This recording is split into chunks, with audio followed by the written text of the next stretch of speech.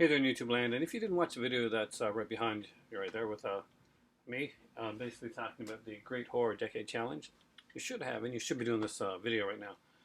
Hopefully you're going to be doing your own version of it. So what I did is I got all my DVDs, I think I got all my DVDs, and my Blu-rays from the 70s horror, and we're just going to go through all those. Like I said, we're going to go through every decade and see what, basically we're going to see what I think about the decade. And when all the decades are done, just like just like Watch Mojo and those places do, once you got all your lists done, you decide which is ultimate for you. So it's going to be a personal one for you. It's not an ultimate like this is the definitive. 70s is the greatest year in horror. 80s is the greatest decade in horror. Whatever. It's basically going to say what's the greatest decade for you. What's the one that you're mostly interested in. So I got all my horror stuff, and let's look at the 70s. So first up is Dario Argento, favorite of mine, and Door into Darkness. This is actually a TV series that he did. He actually only directed one episode of this. Lucio Cuzzi, of course, another Frenchman, directed the first episode, but the second episode, The Tram, was directed by Argento himself. This is the one he produced, and actually it's a very fun series. Definitely worth checking out, and it's put out by Maya Video, so if you can get your hands on it, neat little one. Door into Darkness. It's got an actual bonus disc that has a documentary. So you can't really get a real grasp on 70s horror from a TV one, so let's keep going. I'm pretty sure this one's 70s. I'm pretty sure I saw it in the 70s. If there's 80s, then I apologize, but I think this one came out in 70-something. So that's what I'm going to go with. I'm too lazy to look at IMDb right now. But it's a Trilogy of Terror with Karen Black. I like Karen Black. And as there's a sequel to this done in the 90s, which starred Elizabeth Anthony. Trilogy of Terror was one of those groundbreaking like TV horror films.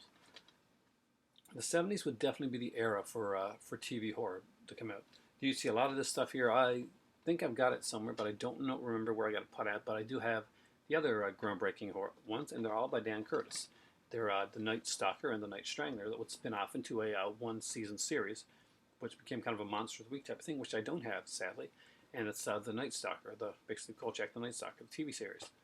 Darren McGavin played the character in both of the films of Carl Kolchak, who's kind of a reporter that kind of finds himself in the wrong place at the wrong time, or in the right place if you're a horror fan. So he would basically come across monsters or vampires as he did in the original Night Stalker, a Jekyll and Hyde type character that wanted to live forever in The Night Strangler, and in this one here we had the Zuni doll, and basically it's this little Zuni hunter doll terrorizes poor Karen Black in her apartment in what is actually a very cool episode. Now, when I watched this again, I really still got little chills from watching it. However, I watched it with my better half and my son, and they thought it was hilarious.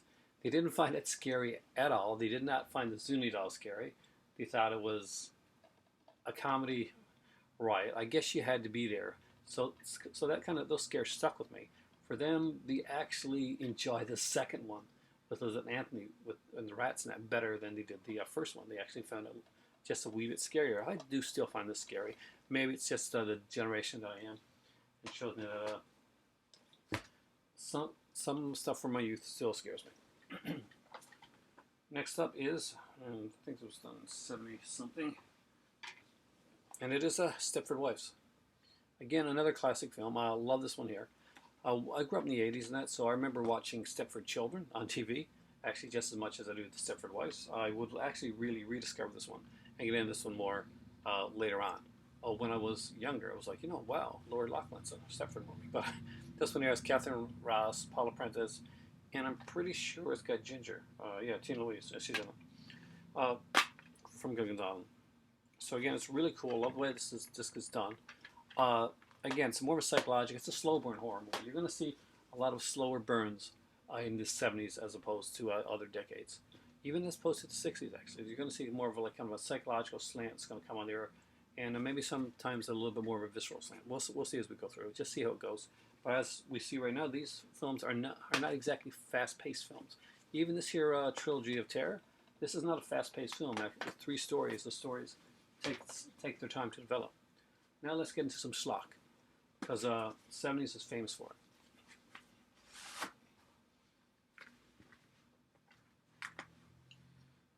Here, on this set here, my Beast collection, which is actually one of the prizes of my collection, to be honest with you, because of some of the cheesiness in it. The Legend of Bigfoot came around the time that basically they were doing a lot of documentary style films. Documentary films were becoming big. There are all these Mondo films that are coming up, Mondo Cane, Mondo Naked, Mondo Topless, and just all these kind of like documentary things becoming like bigger, it's more raw and more real. In a way, it's kind of a throwback to exactly what they're doing right now, trying to make horror seem more real and more realistic. A lot of these films here were done like that. And this was definitely a mid-70s thing. So Legend of Bigfoot was in like 76. Shriek the Mutilated was actually a Bigfoot film done in 1974, and it's probably one of the most hilarious things I've ever seen.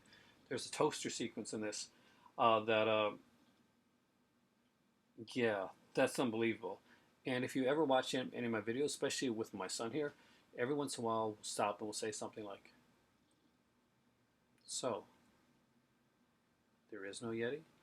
And then we'll crack up. And why will we crack up? Because we know the context to that. And if you ever see Shriek the Mutilated, you will know the context as well. So I pick up that beast. It's actually really fun. We also capture the Bigfoot, which was another one. With Bigfoot movies. Snow Beast, which was a TV one, but with Bo Svensson. Sasquatch, The Legend of the Bigfoot. Also, so a lot of cool, cheesy Bigfoot movies. That was the time of like the Bigfoot was a monster of the day. Actually, Bigfoot was so popular back then that he was even on TV. He ripped off the $6 Million Man's arm in the very first episode I think I ever watched. Next up is another TV film, and a John Carpenter TV film, to be precise, and that is Someone's Watching Me. It stars Lauren Hutton, Adrian Barbell, Charles Cyphers. Cyphers, of course, was in Halloween 2. Now, what do I remember of this film? Not a hell of a lot, actually. I've actually had to look on here to see what's this one. This was where she's being terrorized, right? Yeah, actually, this is not bad. I actually did enjoy this film. Again, it's another slow burn. Again, it's a TV film, but it's a slower one. It's basically a stock and slash.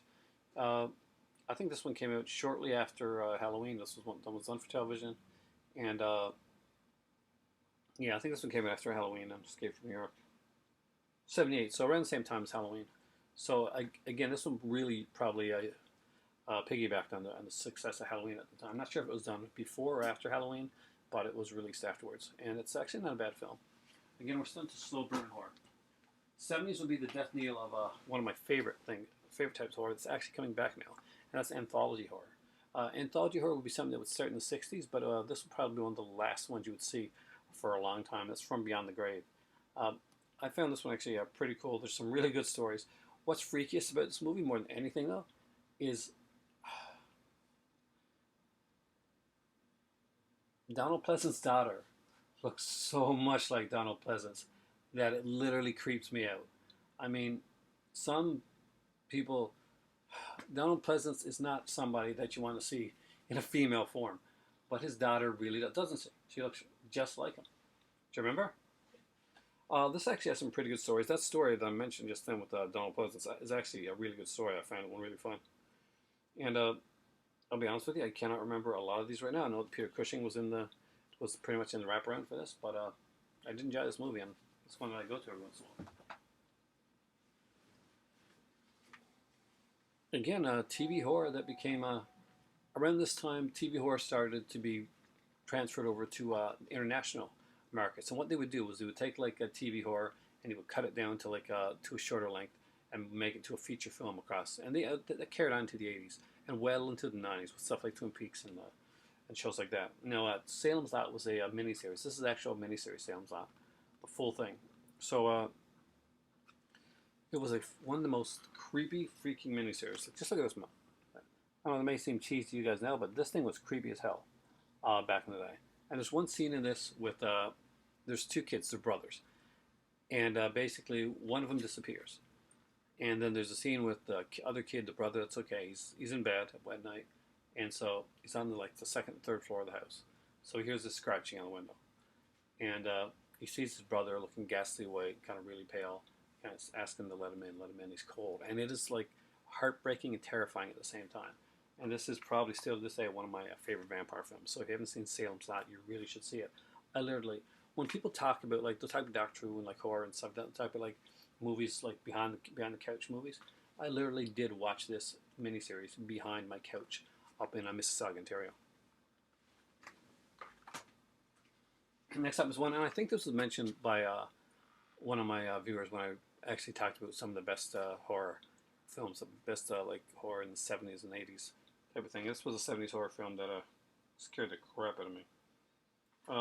Is it 70s? Let's see. Are you 70s? I'm pretty sure you are. Let us go to the wise iPad to find it for sure, because this is one here that I'm not quite sure on. This one might actually make it over to the other list, and if it does, it's going to be a huge boost for the other lists.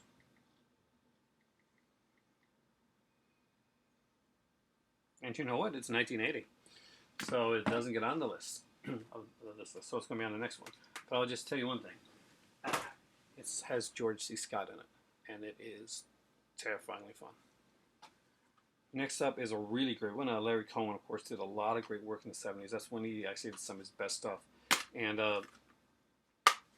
anybody that's seen Larry Cohen's work really know that his best stuff really was done in the 70s. And It's Alive was definitely one of those films. That was a fantastic film. Really creepy. Love it. Sharon Farrell's in this one. Andrew Dugan, right? Andrew Dugan's in this one as well. Michael Ansara, who you guys all should know if you watch the Batman animated series. Michael Ansara is the voice of Mr. Freeze. So when you hear that deep, like, tortured voice, that is actually Michael Ansara, who was married to, I think it's Barbara Eden. So that's why you'd see him a lot on the I Dream of Jeannie show. Different characters like an Indian and stuff like that.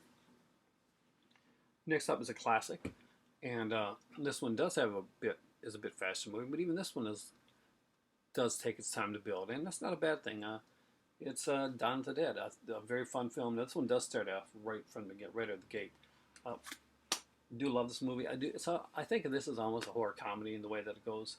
Even though it does have some bleakness, it does have definitely. There's a lot of satire. There's a lot of humor in this one here, and that's a good thing. Like, it doesn't take itself so seriously, and that was some things. The one thing that I found like bad about some of the 70s stuff that took itself too seriously. When you can get that like good balance, that actually makes it like just doesn't seem too dark and morose. And we'd see this come up again in the 90s and the 2000s, basically where filmmakers just started to take themselves just way too seriously again. But this isn't one of those movies. This is a movie that actually had a little bit of fun. George Romero's Dawn of the Dead. It may seem bleak, and the ending may be kind of bleak, but as your journey to getting there, there's moments of like pure joy and just pure joy in between everything. When you first get into this mall, and the malls, everybody thinks the mall is such a fantastic place to go, and then stuff happens. Then shit hits the fan. But it's really good. This is a great addition, by the way. Here, I've got this phone. I really would love to have the Arrow Blu-ray. Unfortunately, that is out of print right now. So, next up is not really a horror. It's more of a sci-fi one, but I want to put it into this list as well. And that was recently about The Shape of Things to Come with by H.G. Wells. It's got kind of like horror, dystopian aspects to it. Jack Palance is in it, so that's enough for me right there. Jack Palance. Next up is a favorite of my better halves. One of her favorite movies, not as good as the sequel, which actually came out in the 1980s to her, but she loved the original Piranha. Yes, Piranha. I have this on Blu-ray and DVD because look at this cover. Yeah, that's why. It's not as good as Spawning. You don't like as good as Spawning? It is a fun movie, though. It's got like a great cast. It moves fairly fast. A lot of people just think of it as a Jaws ripoff, and I guess to a certain extent that's probably what it is. But I did find it fun. And you know what? I forgot to take a Jaws, but I have Jaws as well. The next one is Jaws. Jaws is also one of the great 70s horror films, and the star of the blockbusters. Next up is a Jess Franco film. Whether you want to call it some great or not, it's up to you. I'm sure Christopher Lee thinks a lot of this film, or he did, and that is Jess Franco's Count Dracula, starring Christopher Lee. Christopher Lee had done a lot of Hammer Dracula films, and basically he thought not a lot of them. he loved the original source material for Dracula, which I'm gonna be honest with you. When I read Dracula, the book, I actually found it kind of boring. It was not one that I liked. Wasn't really impressed with the structure of it. I know a lot of people are, and it's like classic literature, but it wasn't one that worked for me. Frankenstein, The Minor Prometheus, that one did work for me pretty well, and actually, Strange Case of Dr. Jekyll and Mr. Hyde also I found really really good. But I was not a fan of Dracula. The book itself didn't didn't really grab me. But this was a kind of a closer approximation of what Dracula is supposed to be, and Chris really was glad to actually do it. He actually got to dress like and just like Dracula, the way Dracula is supposed to be in the book as well. Kind of he's an older man. He's got the mustache. Uh, One of the great things is we got a great cast here. We got Klaus Kinski, Herbert Lom, Soledad Miranda, rest in peace. She actually was in this. She died very very young. Uh, a great score by Bruno Nicolai. Just some great stuff in there. I mean, Jess Franco does shoot it beautifully, even if some of the cast members are across the ocean from each other when they're supposed to be talking.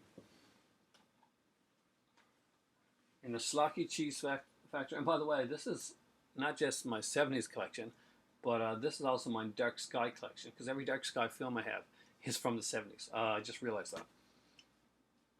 The ultra cheesy The Devil's Rain with William Shatner, Ernest Borgnine, Ida Lupino, and John Travolta's Melting Face. Uh, is this a good film? No. Was it one I enjoy? Oh, hell yeah. I really did have fun with this film. Fun, cheesy thing. The whole devil worshipping thing, that became a big thing in the 70s, and from a movie that we're going to talk about here. What 70s movie is out on DVD that I don't... Actually, I do have it, but I don't remember where I got it put, so I didn't bring it. It's The Omen. The Omen was another one that I have the box set of. But I didn't want to break my neck trying to get it, because it was up pretty high. But The Omen's another classic one. The 70s was a time... you have to understand, politically the 70s was rife with like doubts and paranoia, and worries about politicians and the man and corporations. Started in the late 60s and went on into the 70s, and a lot of that brought us into like the whole like questioning faith, questioning religion, and the way that we felt about things. So that brought on movies like The Omen and other films that I'm going to mention here that you're going to see soon. So I think you know which one it is. But next up is another Dark Sky film, Eaten Alive. This is the follow-up to Tobe Hooper's Texas Chainsaw Massacre. Of course, nothing could be Texas Chainsaw Massacre. And this film, although I thought it was really, really fun, was pretty much hampered by the fact that, hey, you're not Texas Chainsaw Massacre. No, it wasn't. But it was a really fun film. I think this was based on a character by the name of Baal, who actually was a guy that killed women and fed them to alligators. He had 2 alligators, at least 2. So this is based on that. It's the 2 special edition that Dark Sky put out. I really do like this edition here. It does have, of course, the great Neville Brand in it. Marilyn Burns from A Texas Chainsaw Massacre is in this as well, and she does the exact, pretty much same thing of being like a really cool, terrified character. Roberta Collins is in this one here. We got Mel Ferrer, Robert Englund, who's Buck, and he's there to... You've seen the movie. It's the first line. You can finish that one yourself. Have younger viewers. Texas Chainsaw Massacre, the classic. This is an amazing film. When you're thinking of just incredible 70s stuff, I got the Steelbook. I would never be able to give this one up, even if I did get the Blu-ray edition. I don't have the Blu-ray of this one either. I have the DVD edition, because this is just such a cool edition. It really, really is. I will get the Blu-ray down the road, but this is pretty sexy, and I love it. Texas Chainsaw Massacre. It's just an amazing film. It really is defines the whole the grittiness and the paranoia and the hippie revolution in the 70s. Next up is an English film, and it was a kind of a different one. It stars I think it's English, pretty much sure. I'm pretty sure it's English, because George Sanders, who played the Saint in the old movies before the TV series actually came out, is actually in this. Might have been his last film. Psychomania. It's about these bikers that die, and they kind of come back as as zombies. So riding motorcycles. It's Sinsploitation called this movie the grooviest zombie biker movie of all time. Classic stuff, guys. And this was one of the first Dark Skies I ever found. Next up is one that's going to be put on Blu-ray very, very soon by Criterion. I'm actually very excited about it. As you guys know, I'm a huge David Cronenberg fan, so you knew that this movie, which came out in 1979, so it just did make the list, The Brood. Of course, it has the fantastic work here by Oliver Reed, Samantha Eggar, Canadian actor Art Hindle's in this one as well. Art Hindle was a very solid, a really good Canadian character actor that would be in a lot of films, and in one that would actually be my favorite film of all time, which I'm not sure if I brought it over here or not. No, I didn't. It's right there.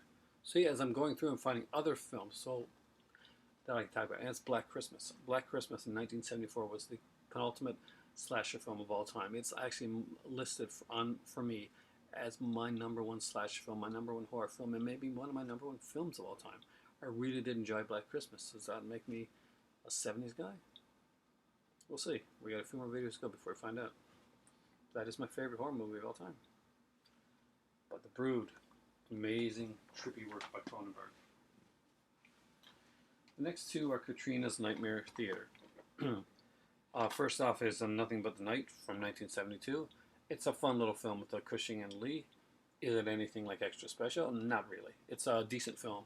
I'm glad I got it because, as you know, scrubbing releasing has been harder and harder to get, especially with their work now with Screen Archives. And Screen Archives are the guys that work with Twilight Time and, of course, Code Red. And we all know how that's going. It makes it harder and harder to get films for people and more expensive. So we'll talk about that another time. Next up is The Devil Within Her. It was a kind of a rip-off of another kind of a film, but it's not bad. I like Joan Collins. I think she's extremely attractive, and she's in this one here. Not only Joan Collins, we got Donald Pleasance in here. Karen Monroe, of course, who's utterly beautiful in everything she's in. I mean, like, look at her right there. She is just gorgeous. It's like, yeah.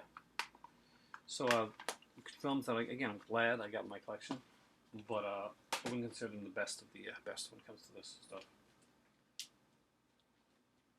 Next one is done by Jeff Lieberman, and that is Squirm. Again, a fun little film. There's a bunch of nature runs amok films done in the 70s.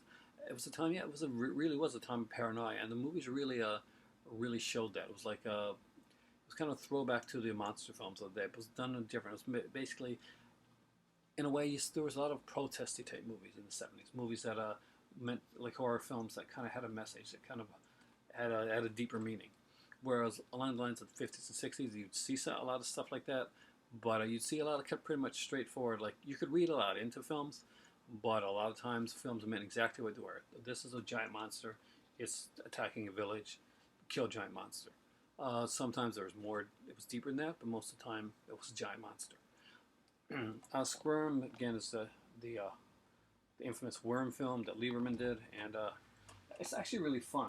You wouldn't think that, especially me who doesn't like insect films, would say, you know, I think a movie with worms coming out of a shower and falling on top of this girl is going to be like funny and terrifying at the same time.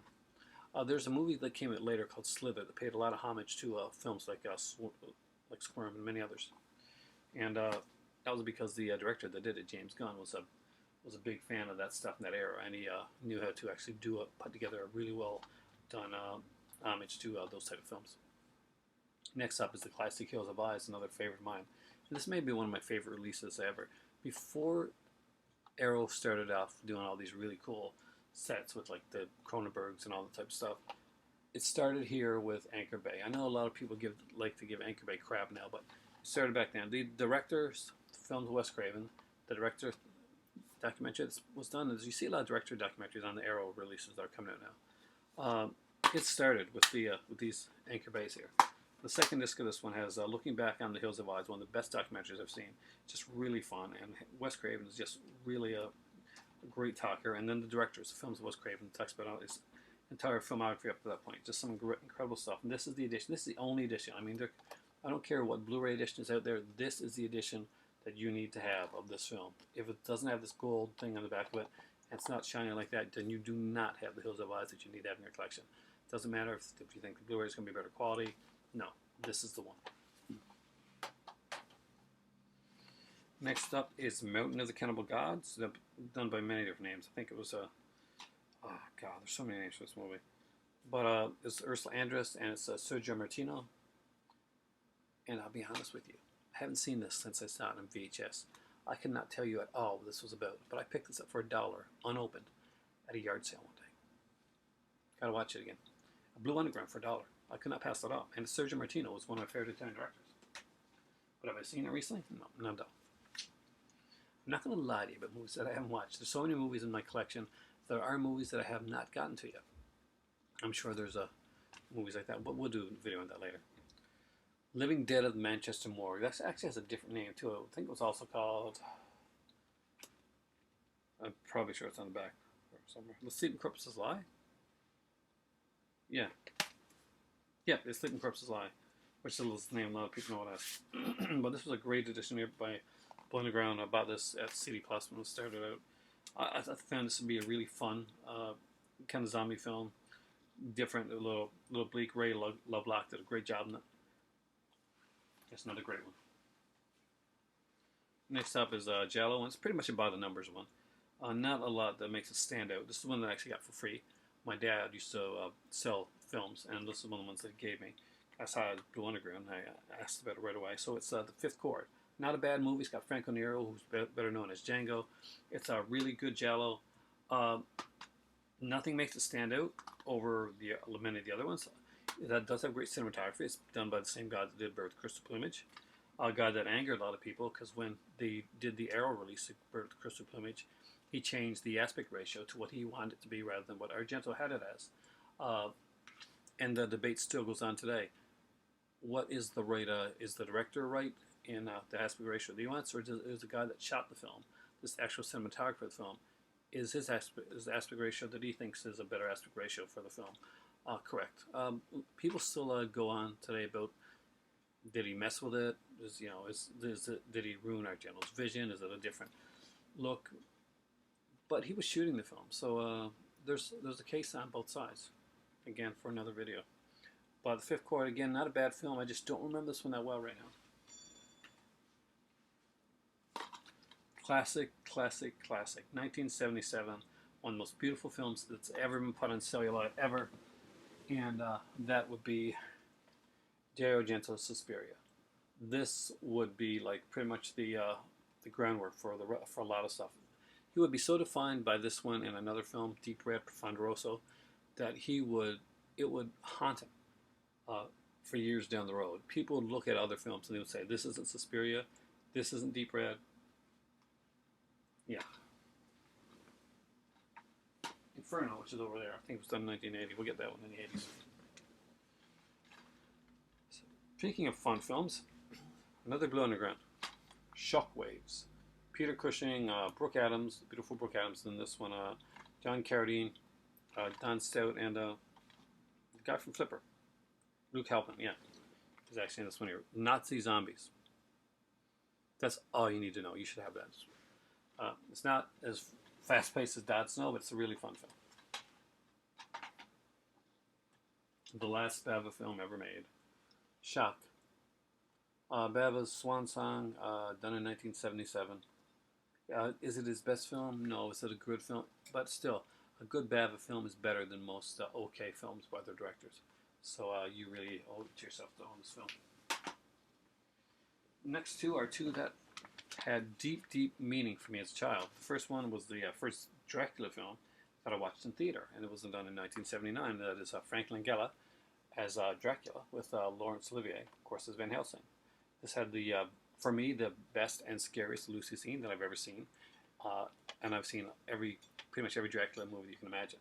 But this had the scariest Lucy scene, period, for me, and I just loved it. But the Dracula film that defined me when I was a kid wasn't Frank Langella, and it wasn't even Bela Lugosi.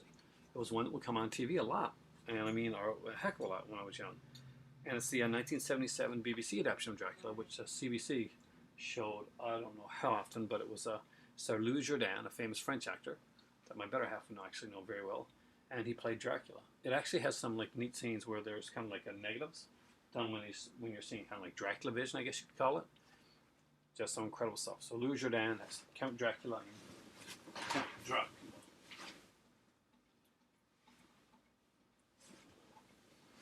had to check my phone because my son is coming over later on, and he actually has a video that he's going to be making with me about his very first Scream Factory summer fear pickups. And let's just say he was lucky with certain things. Next up are the start of my Blu-rays. So here we go. This is going to be quite a lengthy video. I think this one's going to be lengthy. Wait till we get to the 80s one. Valerie and her Week of Wonders. I haven't got a chance to watch this one yet. Looks amazing. It's about a 13-year-old girl. She gets her period, and at the same time she does, in a very Del Toro type way, all hell breaks loose with, well, if you've seen the trailer, I've got to say this movie. It's 7 minutes long. It's cinematography is amazing. It's incredible. We see like vampires. We see like looks like cults. Just really kind of weird, unique stuff. And that pretty much it defines exactly the type of like cult type films that 70s did. The best editing ever was done in a 70s film. For me, this is the pinnacle. And wasn't there somebody in the Criterion Closet that agreed with me on this one? Was it Friedkin? I think it's Friedkin. So this is the one that I told my better half that she has to see, and she's like, it's really dramatic. I can't watch it. It's dark. But I'm like, am I going to get it? Am I not going to get it? We're watching the Criterion Closet thing, where basically famous people go into the closet and they take movies out. And they went for, and he picked up this one. And he said, this is the greatest, example of editing, like great film editing ever made. And that's exactly what I said, like earlier on that day, which was actually really pumped me up. I'm not going to lie, ego boost right there. And that's Don't Look Now. If you don't have this one on this Criterion, you really should. It is an amazing film. Donald Sutherland is just an incredible actor that knocks it out of the park every single time he's in a movie. He's just amazing. Donald Sutherland and Julie Christie did a great job in this. They have actually a sex scene at the beginning of the film that's so realistic that Julie Christie's boyfriend at the time, who was, what's his name? Famous actor. Julie Christie's boyfriend at the time. Famous actor. Faye Dunaway. Warren Beatty. It was Warren Beatty. Tried to get this movie blocked because he thought they were actually making love during the lovemaking scene. And the last Criterion in my collection from the 70s, that's a horror one, is actually probably one of my favorite Cronenberg films, De Palma films, and that is a Blowout. It's a fantastic little film. A lot of people look at this one and we talk about the movie Blow Up, which is a completely different film. And they see it as like a, I don't know, for rip-off or tribute or whatnot, but I really don't see that. I mean, I know there's some similarities, but, and I know that he was probably definitely inspired by it, but I see it as its own, kind of unique film. It's really one of the best De Palma films. I mean, and there's no guessing who the killer is in this one. You know who the killer is. It's just how it's going to end. And he finds his scream. It's hard, and it's heartbreaking, but John Travolta's character finds a scream. Watch the movie your favorite, that's all about. A classic, and this is not for everybody, I'm going to be honest with you. This one's done by Sean Cunningham and Wes Craven, the one they did together. Early, controversial film, but I think that it was a great film. Amazingly shot, amazingly done. I have this on DVD and Blu-ray, and I'm glad I do. It's one of my favorites. That's Last House on the Left, and it doesn't hold up as well as you think it would. This is not, out of all the films out there, there's another one too. What's it called? It was called The Other Woman. Oh my God, my mind is going as of this video. 33 minutes in this, my mind is totally going. But you know what I'm talking about. So this movie here was, I'm not going to say it's perfect because some of the score on it is pretty cheesy and pretty hokey. The cops that come off as kind of goofy humor really don't make any sense in the film. They're just as bad as the cops you see in Halloween 5. Basically, they have this kind of goofy sound to them, and they're just very cheesy. And this is like a film where a girl, basically teenagers, get brutally raped and murdered. And it's not exactly what you think of as a film that needs goofy humor. I talked about some movies that go too dark and too morose. This one really needed to keep the tone. Some movies, when you reach a certain tone, you pretty much that's probably what you should go with. That's probably the tonal thing that you need. There's another one done in the 70s, which I don't have over here either, called House on the Edge of the Park, which I think is a better film than The Last House on Left. I'm not going to lie to you. I think House on the Edge of the Park is a much better done film. Stars this same actor in the same role, basically, David Hess, as the slimy bad guy. There's one scene in Last House on the Left for me that makes it worth watching alone. And no, it's not one of the gross scenes or anything like that. There's basically a scene where right after it's all happened, that the perpetrators, there's a look that they share when for a second they realize just exactly how horrible a thing that they've just committed is. And there's a shame. And that look stuck with me. I mean, longer than the movie did, the way that the look that Hess gives and the girl gives, that stuck with me a lot longer than much of this film did, to be honest with you. But it was a look that haunted me and made me realize that even as when I was younger, when I saw this, because I saw this when I was way too young too, that I never wanted to have to give that look. So there's a way to stand straight now, kiddies. Rocky Horror Picture Show, horror, comedy, musical, amazing. One of the great films of all time. This is one of these pickup films that you can watch anytime, day or night. It will always make you feel good. It'll always be fun, and you will love it. It is an amazing film. So Rocky Horror Picture Show, you gotta have it. Larry Cohen again, and probably one of his most underrated films. And this one I got recently. My better half surprised me with this one, and I was so excited because it's got some great features. I recommend this to anyone that hasn't. It doesn't have it. It's put up by Blue Underground. It's a cool one called God Told Me To. And it's a pretty haunting film. Really good. I think Andy Kaufman actually has a small role in this one here as well. Yeah, I think it's a cop. God Told Me To. You got to rewatch that one soon. Classic. Toolbox Murders. Cheesy fun. Cameron Mitchell, Wesley Uri, and for Parsnip Berger, who's hopefully watching this video and going to be doing responses to it. Wesley Uri was the guy that played Michael Horton. Mike Horton's one of the most recasted characters on Days of Our Lives, much like the character Jamie Frame on Another World. So there's a quick soap opera moment for you. Wesley Uri was the guy that played Mike Horton before the most famous guy would play. Look it up. Yeah, he's also starring in a show called The Pretender. Next up is one that I want to watch with my better half, actually. I'm watch this one sometime, hopefully this week. Sugar Hill. It is a blaxploitation zombie film with a character whose name actually is Sugar Hill. Blaxploitation was one of the great things of the 70s that I really loved. So, fantastic stuff. There'll be more blaxploitation to come. Next up is 70s classic Twins of Evil. I really do like this Hammer film. I love this edition. I would love to have more of the Hammer Snaps films. Unfortunately, the only Hammer Snaps Blu-ray that ever came here was Twins of Evil, and it was at a decent price. But they all seem to be really highly priced online. I did grab this one, and I've got the Fast and Furious Exposing Twins of Evil documentary, which is really good. And this is just a fantastic film. I love Twins of Evil, actually, I really do. It's one of my favorites. One of my favorite releases that I got, and I got the release that had the bonus disc, and Severin puts out bonus disc, guys, so when they put them out, when there's a bonus disc and Severin puts it out, because I have been guilty of not grabbing them when the time came to do it.